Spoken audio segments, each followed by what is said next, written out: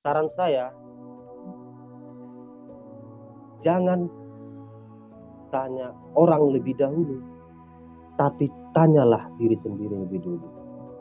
Tanya jiwa lebih dulu. Dan jika saudara atau tidak mengerti, tidak paham bagaimana bertanya kepada diri sendiri, baru tanya orang yang mengerti bagaimana bertanya kepada diri sendiri. Oke. Supaya dalam perjalanannya tidak kebingungan, tidak terjebak, dan supaya bisnis yang Bapak Ibu yang jalan itu bukan menjadi sebuah beban, tapi menjadi sebuah potensi atau menjadikan sebuah itu adalah sebuah jatah perjalanan atau sebuah bonus dari alam semesta, Tuhan alam semesta.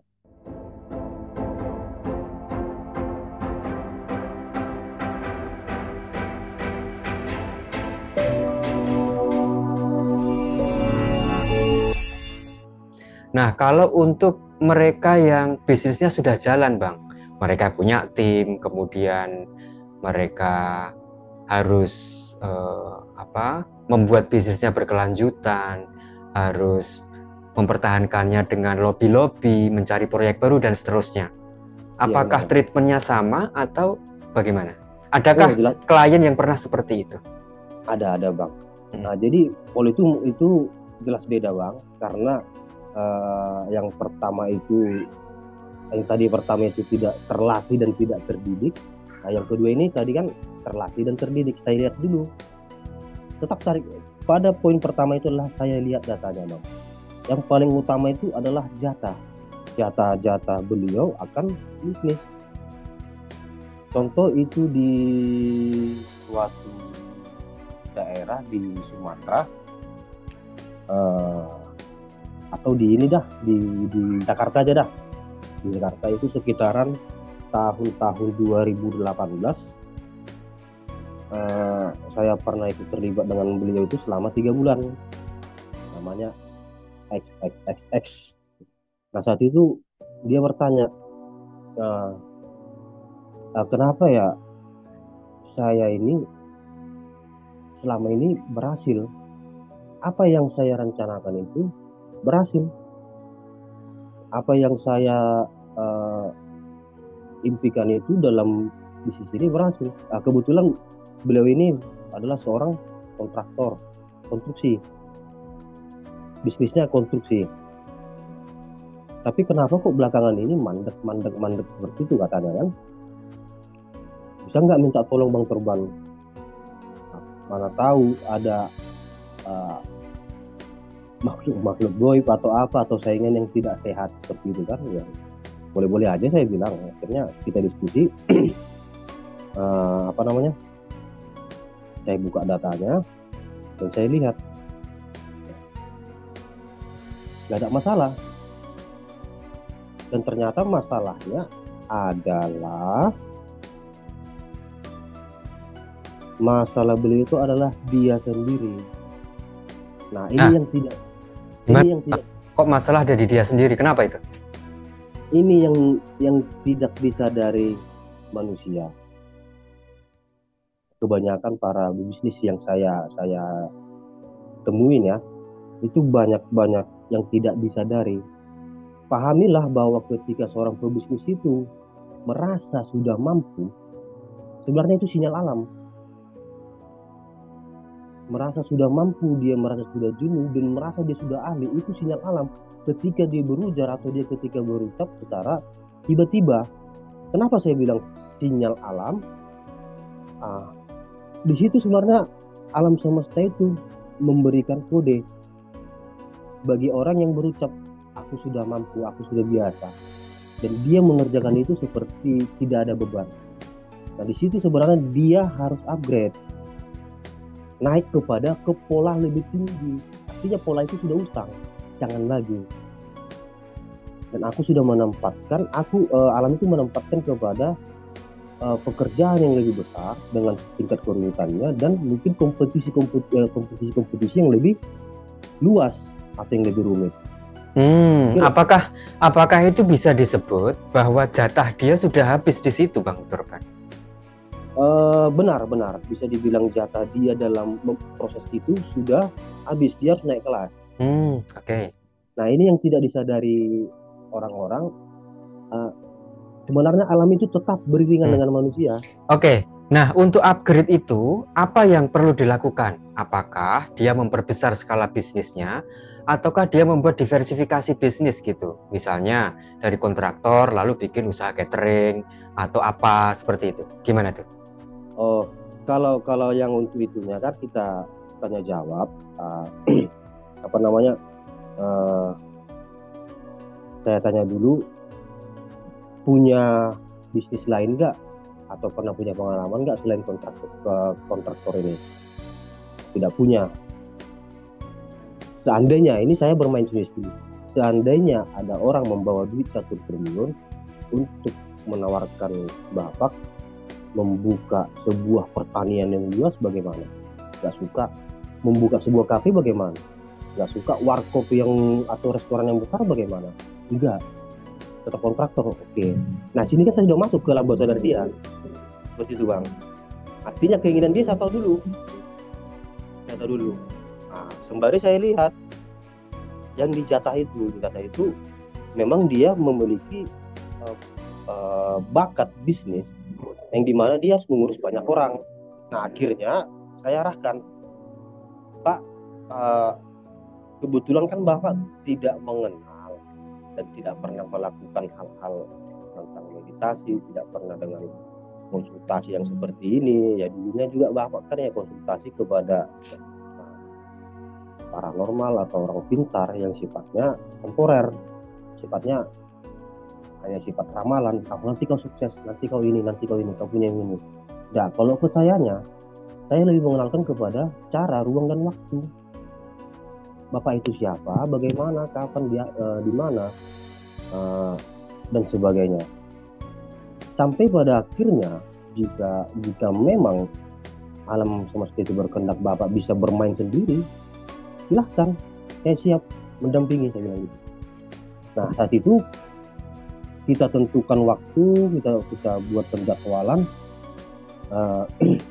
Saat itu saya ajak ke sebuah lereng gunung di daerah Jawa Barat, supaya betul-betul kosong dulu semuanya, ajak meditasi, kemudian saya ajak melukat, pembersihan diri dulu, dan saya tanamkan dalam pikiran untuk selalu berucap, saya kosong,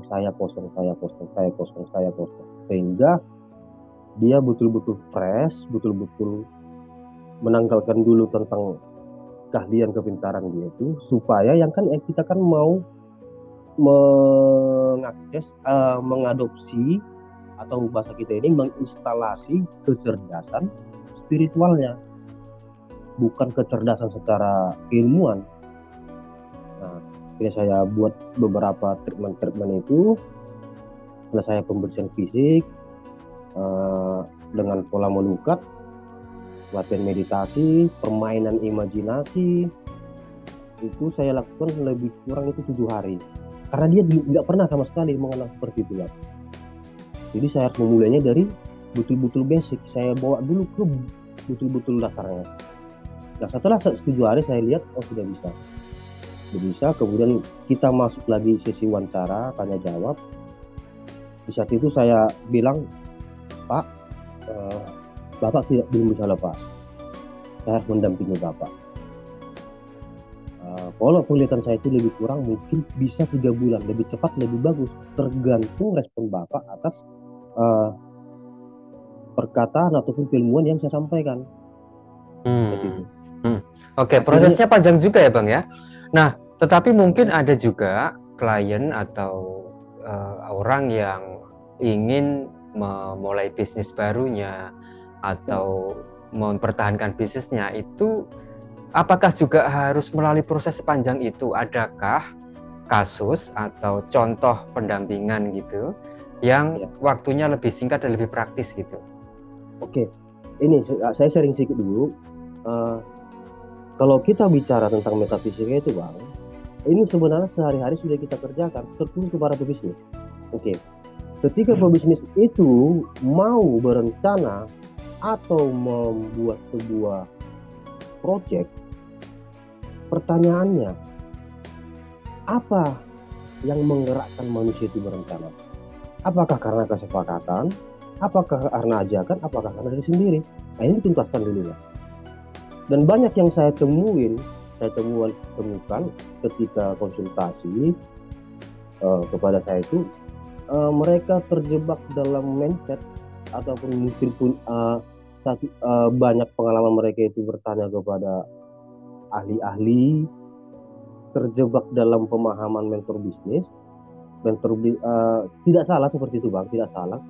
Tapi dia menakarkan kepada pemahaman mentor itu, menakarkan ke situ. Nggak salah, itu benar, secara ilmu benar Bang. Tapi artinya bisnis secara teoretik ya? Iya benar, secara teoretik itu benar Bang. Tapi dia harus menyadari apa yang menggerakkan dia.